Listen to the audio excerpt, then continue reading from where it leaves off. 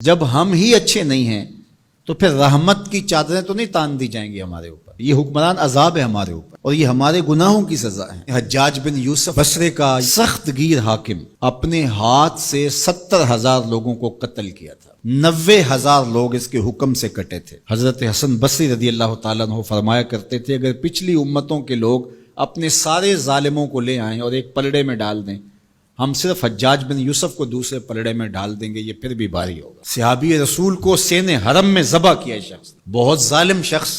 تو کسی نے جرت کی، جرت کرنے والے ہر دور میں ہوتے ہیں، اور کہا کہ تو نے حضرت عمر کا زمانہ دیکھا ہوا ہے، اگر تو بچہ تھا اس وقت، ان جیسا انداز حکمرانی کیوں اختیار نہیں کرتا، اتنا بڑا ظالم کیوں ہو گیا تو حجاج بن یوسف نے جو جواب دیا وہ 2 لفظوں میں تھا. اس نے کہا تبازروا اتعمر لکم، تم ابو ذر بن جاؤ میں عمر بن جاتا ہوں.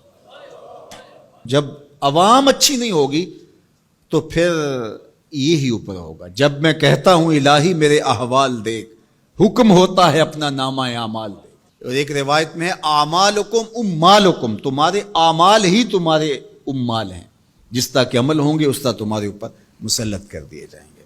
بندہ سمجھتا ہے کہ یہ آ جائے گا تو شاید یہ اچھا ہوگا، یہ آئے گا تو شاید یہ اچھا ہوگا. ایسے کافی دیر پہلے ایک حکومت گئی، پھر اس کی بعد دوسری آئی، تو وہ کوئی صحافی تھے تو مجھے کہنے لگے کہ آپ کیا اس پر کہتے ہیں؟ تو میں نے کہا کہ ہم نے پھولوں کی آرزو کی تھی، آنکھوں میں موتیا اتر آیا. تو یہی ہوتا ہے، جب تک ہم خود اپنے آپ کو صحیح نہیں کرنا چاہیں گے اتنی دیر تک کچھ بھی نہیں ہوگا.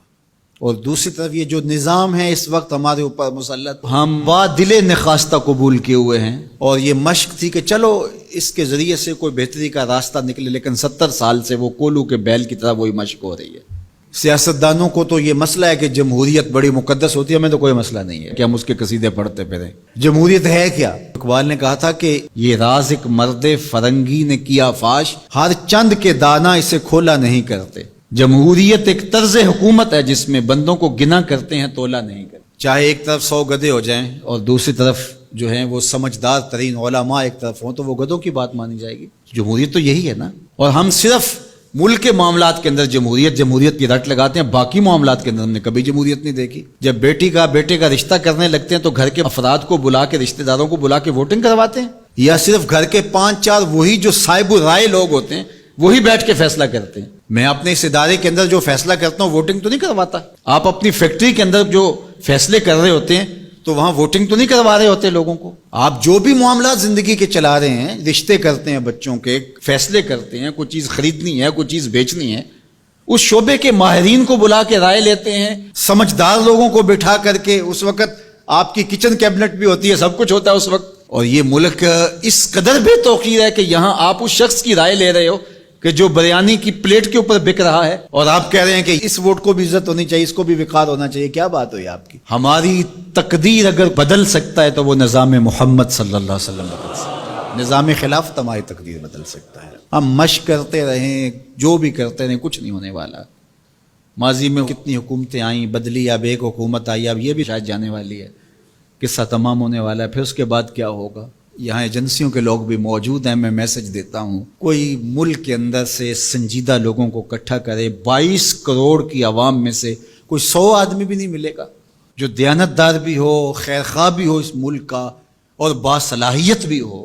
ان لوگوں کو بٹھائیں اور کوئی 10-15 سال کے لیے ان کے سپرد کریں ملک، کوئی معاملے سیدھے کریں. غریب کے لیے تو زندگی اتنی تنگ ہو گئی ہے کہ خودکشی منع ہے شریعت میں، ورنہ لوگ خودکشی کر لیں.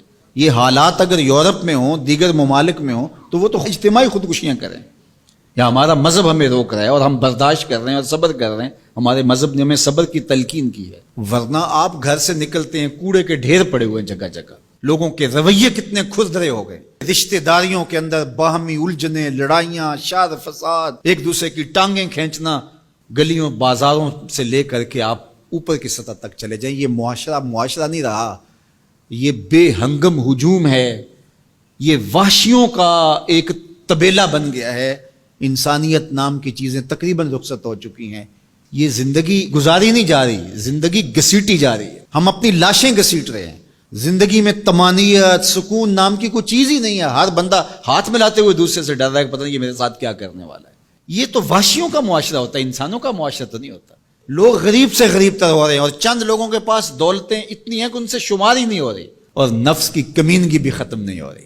کھا گئے لوگوں کو لوٹ کے, لوگوں کا خون چوس گئے. وہ کبھی آپ نے کوا دیکھا ہے جو بچے کے ہاتھ سے بھی روٹی چھین لیتا ہے؟